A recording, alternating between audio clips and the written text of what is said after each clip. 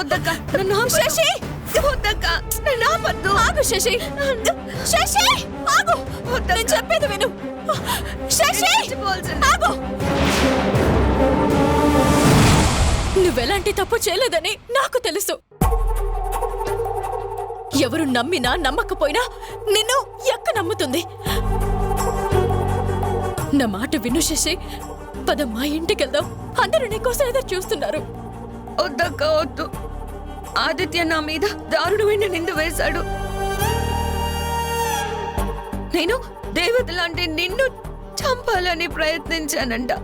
అంత మాట పడ్డా కూడా నేను తట్టుకునేలా భరించగలనక్క. నా వల్ల కాదు. అందుకే నన్ను నేను అంతం చేసుకోవాలని ఇక్కడికి వచ్చాను. వద్దు చెల్లి, నువ్వలా మాట్లాడుకో. నీకు నేనున్నాను. చూడు, ఇక మీదట మన ఇంట్లో నిన్ను ఎవరు ఏమి అనకుండా నేను చూసుకుంటానమ్మా. నన్ను నమ్ము. రా చెల్లి, దయచేసి రా ప్లీజ్.